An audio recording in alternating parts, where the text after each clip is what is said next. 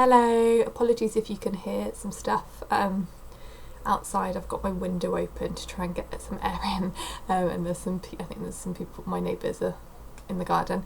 Thank you very much, Laura, for that warm up, and hello. I hope you've had a good week. I would just like to say thank you very much to Beth for sending me in your monologue, or sending for your monologue. She forwarded it on to me. It was an absolute pleasure to watch. I was so blown away when I watched it. I completely loved it. And I think, considering that you said this was your first attempt, you have just done so amazingly.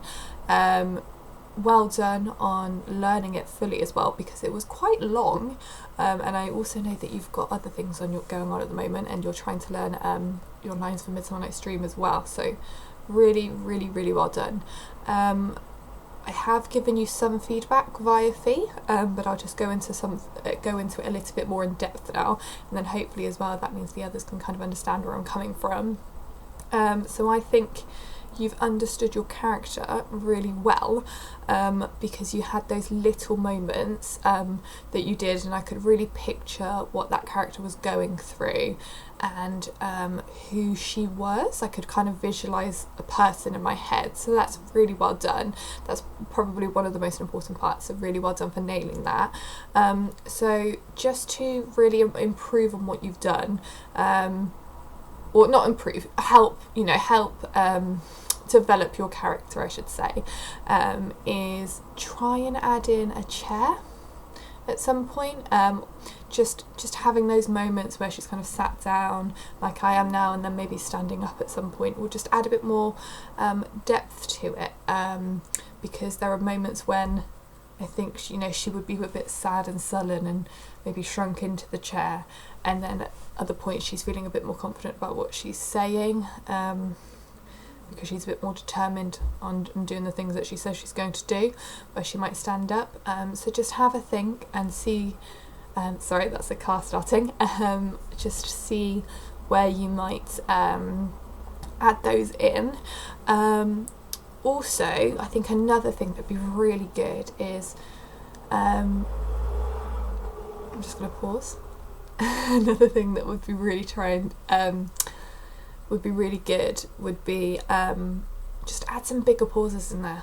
Add some pregnant pauses is what it's called.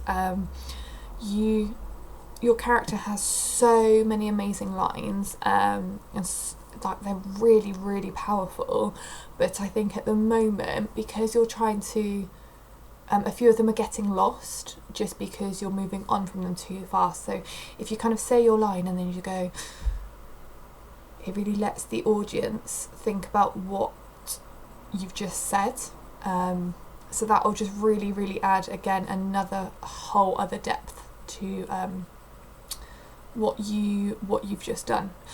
So I hope that makes sense, and I hope that kind of gives the people who haven't yet sent me theirs a bit of an idea of the things you might need to think about. But as always, you can message Fee, and then she can message me to ask me any questions. And there's also the Zoom chats happening on Thursday evening, I believe. So again, I'll be available there if you do have any questions or queries. So for those of you who haven't yet sent me yours, could you please do so? I'm not asking you to learn them off by heart. I'm not asking you to kind of put a lot of pressure on yourself. So if you really feel like you can't, then that's absolutely fine, but it'd be really nice to see that, because I haven't seen a lot of you guys acting yet, and I'd really like to see it. You got picked to do these monologues for a reason, so I'd really like to see you doing that, and just so I can understand what sort of actor you are, and I'd like to see you, the guys that I said to do comedy, I'd love to see you do that, because comedy is so hard to do, and from what I do know of you, I think you can really nail it, so I'd love to see you do that. What I will say, if you are sending me them, or if you're sending Fee them, obviously, please could you say the name of the monologue that you're doing at the beginning? So you might actually say, so for example, you might say your whole name first, and then you might say the name of the monologue, only because that's how you would do it in an audition. But also it's quite nice because if I know the name of the monologue, I can actually look up the monologue online, and I can see what you've done, and I can look into it a little bit more, so I can understand again why you've chosen to do that. So it just makes my life a little bit easier. So that would just be really, really fantastic. Thank you. So once you have done Laura's warm-up from today's session, I would again like you to just try and do some of the tongue twisters that I told you about last week. That's some birds, sorry. I should really close my window, it's really hot in here. So again, I would like you to do some tongue twisters. So the tongue twisters I showed you last week, or if you've got any of your own, then I'm happy for you to try those as well. What I would also like you to do is, if you have some really good warm-ups that you always do before kind of doing certain bits of drama work or certain bits of monologue work, could you, if you don't mind, obviously there's no pressure, but if you don't mind, can you share them to me and share them to the others? Because I think it's always really good to have different kind of styles and know what other people do to kind of really get into that zone. So just carrying on then, so what I'd like you to do this week is continue with the same monologue that you've been working on, and then from there I would like you to draw what you would imagine your character to look like. Obviously you don't have to be the world's best drawer. I'm not very good at drawing, so I completely understand that might be like, oh my goodness, that's so much pressure.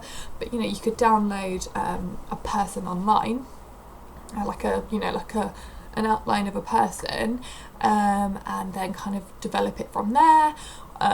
You could do so many different things. If you don't feel confident drawing it, you might be able to make it. I mean, there's, I basically just want something visual that I can see of what you imagine your character to look like. So things that you might need to think about, obviously, if your character is depressed, then what sort of colours you might use if you're colouring that person in. So you'd kind of use blues and blacks. If the character's angry, you'd use reds. Obviously these are all stereotypical, but it's a really good starting point, so do kind of think a bit more outside of the box. If she's really depressed, she might not necessarily be a goth or an emo or anything like that. There are most people do suffer from kind of depression at some point, so it could just be that she looks like a completely like you or me, anybody. She can look like anybody. If the character's comedy, what sort of colours do you think they might use? I think you could use a whole range of colours for comedy. I think it's important to just try and get, they might not look they might not look like a clown, but they might again just look like a normal person, and then they're actually really comedic. But when you first, it really doesn't matter. There's no right or wrong at all. It's really your own perception of what you think that character looks like. But what I will say is, I've completely forgotten what I'm going to say. What I will say is, as I said, there's no right or wrong, and just do your best, essentially. And yeah, I think that's it. Just think outside the box. They're just a normal person, but it's just when you were first reading the monologue, you picked what sort of person did you visualize in your head straight away, it was what I'm trying to say. So when you first read the monologue, what sort of person did you think that person looked like? I know when I'm starting on monologues, I can visualize that character from the start. Might not be for everyone, but it might be a really good way of trying to develop that character. Okay, so just do some tongue twisters, have a look at your monologues, and just draw the character that you think the person in the monologue looks like. Okay, cool. Have a good week all. Send me your things, please.